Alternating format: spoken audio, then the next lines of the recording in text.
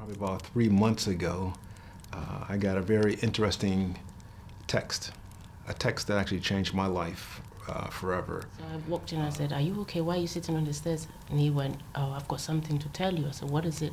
Did anybody die? Did something bad happen?" I got a text from my sister, and she said, "Hey, you need to call me ASAP, urgently." There's a lady that contacted her on Ancestry.com. She's related to you, she's related to me, and she's related to Mom. It's possible you have a daughter. I can't even prepare myself for that. You know, I've thought about, every time I think about, take a break for a second. I always felt like something was missing inside, and I was so curious about my father and my Black roots. I knew about my Filipino roots, but my Black roots, it still feels invalid because I don't know my father.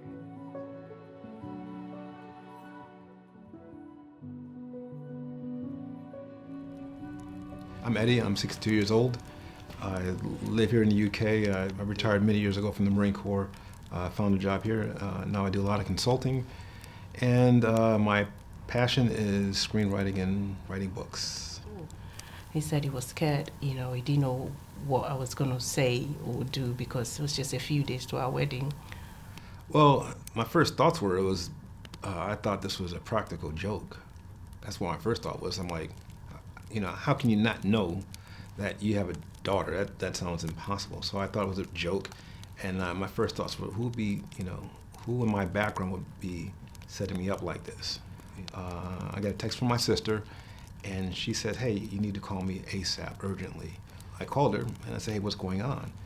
She says, "Eddie, did you spend time in the Philippines in the 1980s, in the early 1980s?" And I said, "Yeah, I did." My sister told me how old the young lady was, and when she was born. That's when I realized, okay, this may not be a joke, this may be something serious. And I said, if I have a daughter, I'm gonna love her, I'm gonna claim her, and I will let her lead the type of relationship. I said, if it's up to me, I want a very close, continuing, and loving relationship. That's what I would want. But I don't know what she wants, so I'll let her lead that relationship. I knew my dad, which I was named after. I thought he was my biological father. But in 2009, we took a DNA test, and it came out. It came back a 0% probability that he's my biological father. My biggest question was, this was 3 days before I was getting married.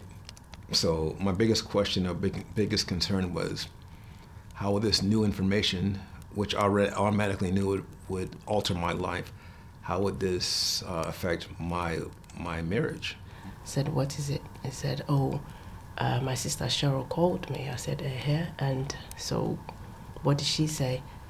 Oh, he went, "I might have a daughter." And I said, "Okay, so if you have a daughter, I have a daughter. It's not a problem." And I could see the relief. About 2-3 years ago, I wrote a book about me looking for my long lost daughter who in the Philippines. So I took an ethnic class this summer. That class I didn't want to take because when I saw the syllabus and like one of the concept questions there, that like, what do you identify with? And I don't like that question because oh my God, here we go. What do you because I identify as both Black and Filipino. Me probably a few months ago, and she asked me if I had my original dog tags from when I was in the Marine Corps, and I'm like, man, I've been retired 23 years, Anyways, I did some looking and actually found that I had my original dog tags I was issued when I was in the Marine Corps. And just to show you how authentic, this isn't what it looks like here. It's on a nice chain right here, as you can see. In that book, I have a near-death experience, and I ascend to heaven, and I meet my daughter that passed away. And we have this incredible reunion and embrace. I fell in love with that class because I learned so much about Black history, like, the struggles of my people here in America. So you're going to talk about your parents, like where you come from. So me and my classmates, We talked about buying this 50% off DNA kit from Ancestry.com. And midway through our embrace, she pushes me back. She says, Papa, she says, it's not time for you. You've got to go back. She says, I promise I'll find you. I promise we'll be together again, but it's not your time. And here we are. It's like she kept her promise. She found me. Yeah, but what were you hoping that your background was going to be? Oh, I knew this whole, like, I'm part Black, of course, but this whole time for, like, you know, for 40 years, my Filipino roots, that's validated. I know I'm part Filipino, but my Black roots, that still felt, you know, at a time invalid because I didn't know who really who was my father. You know, you can't make that up. But the name of that book is called The Gift. And I wrote that 3 years ago. So yeah, so maybe something inside of me knew I had a daughter, just a matter of time before we found each other.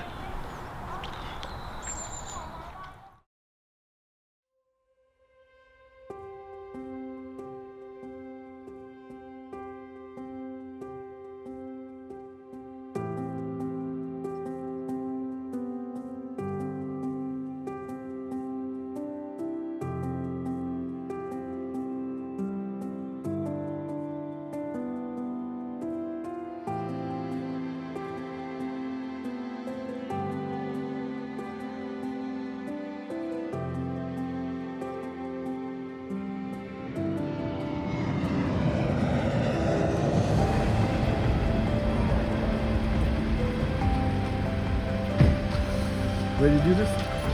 Yeah, we're ready. Okay. Probably. Got luggage, customs. Yeah. Yeah, about it. Ready. When was it due to land? It was supposed to be 10:35.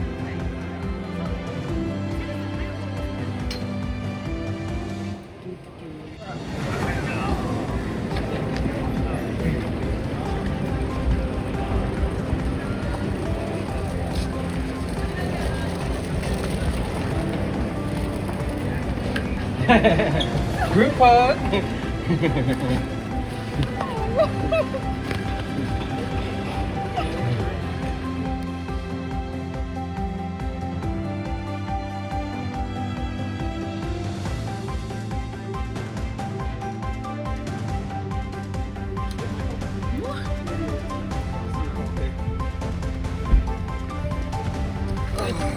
There This is you go. yours. Mine? Yeah, Merry Christmas. Thank you. Oh my gosh.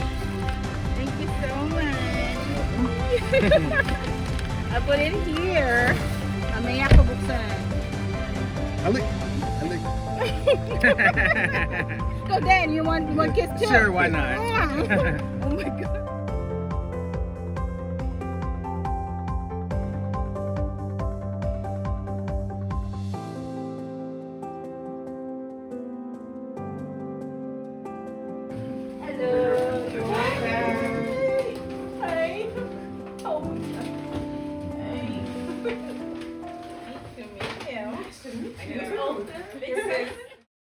Tell me a bit more about your struggles with your identity when you were growing up.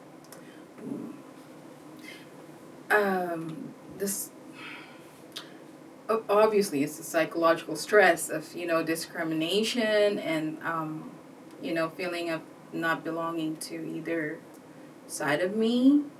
It was really difficult, but I rose above it. I learned how to accept, you know, fully accept of who I am, you know, and I'm not half of like half Black and half whole. I'm whole. Like my grandfather would always tell me before growing up, like, you're not half breed, you're whole breed. You're 100% Filipino, you're 100% Black, and you have just as much right as everyone else who are not mixed to accept, you know, full you. When I was a little girl, my grandfather would take me to church on my birthday. We go to church and then we go to Cindy's, like it's a fast food chain, and he would buy me a yellow balloon never pink or red, but it's yellow balloon because that's my color. But anyway, he told me that my dad or my father is the one has been sending him money to buy me balloon and like so I can eat at Cindy's. So come to find out that's not true because I had told my mom, and then my mom said that's not true. Like your father is unalive. Like I'm not gonna say dead. Unalive. Like that's impossible. Like I come to find out that that's not really coming from my dad or my father. The balloon. So that's the last time I asked for a balloon, my birthday. I don't, after that, my 8th birthday, I don't ask for balloons anymore. Now, Eddie told me that you had a Christmas wish growing up as a little girl. What was that? Him. Yeah, him coming out the door, hey, Merry Christmas. Okay, so in the Philippines, every year, every Christmas, the fathers who work abroad, they're the seaman or whatever job they have abroad, they always come every Christmas. So my wish is the same thing too. So all my Christmas wish list, it's always been him for 10 years. But at 10 years, I stopped,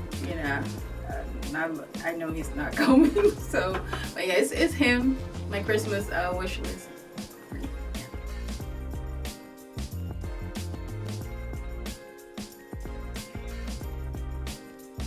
What's it like finding out that you got a younger brother? Oh, very happy. Oh my gosh. So I told my aunt, I have a brother? Oh my gosh, I have a sibling. Because, thinking, growing up in the Philippines, like I'm my mom's only child. I grew up with my cousins. And every time, and all of them have siblings, and I'm the only one who doesn't, and I'm the only one who looking different too. I wanted someone to look like me, have a sibling that looked like me too. So when I found out that I have a sibling, I was so happy. I love him. I'm crazy about him.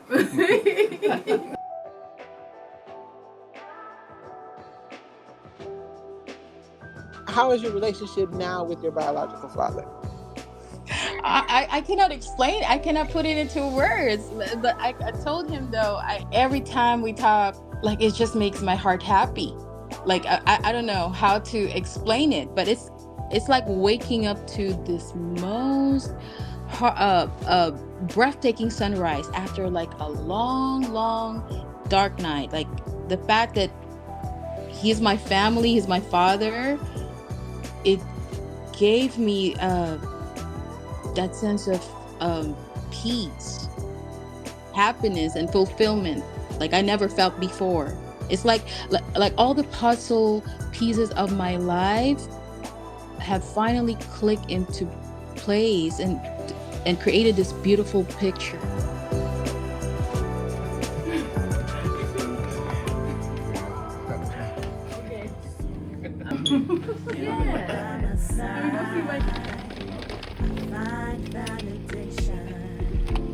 My spirit soars, a wandering mushroom, no longer unbound. Bring your love, dear Father, my roots are found. The waters longing, the Father's gentle hands, spirits and memory, like grains of sand, that fate has smiled upon us. Destiny's embrace found you, my missing piece, in life's endless space. A melody silenced in my heart now once again sings. A father's love, a treasure trove it brings. After years of yearning, I found my path in your arms.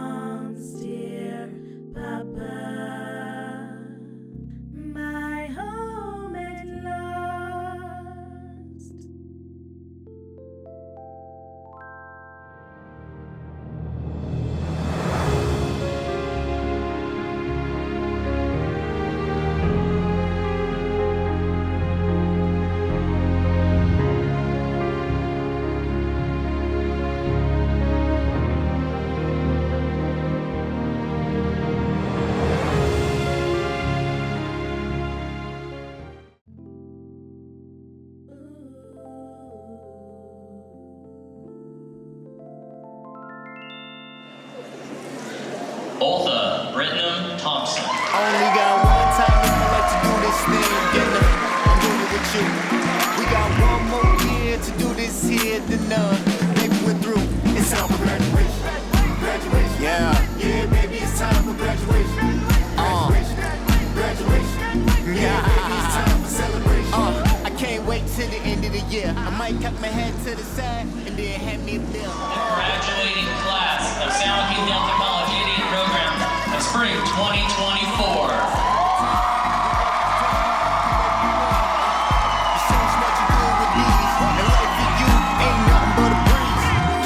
We need to party on something.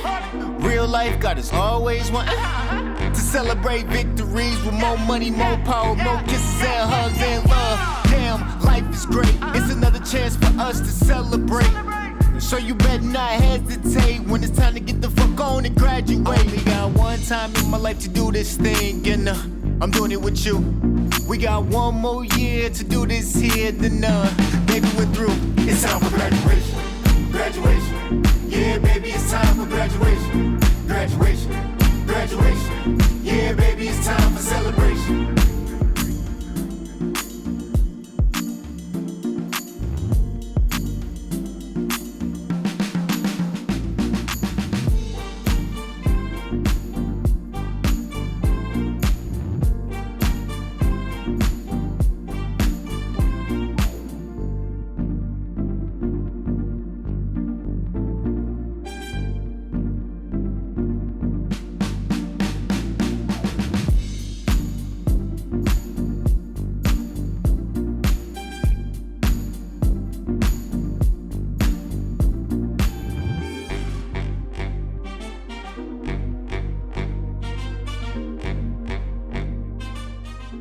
I told him I have carried the thought of him in my heart since I was a little girl, and and when I found him, I feel 100% validated. Like I said, my Black and my Filipino roots are finally validated.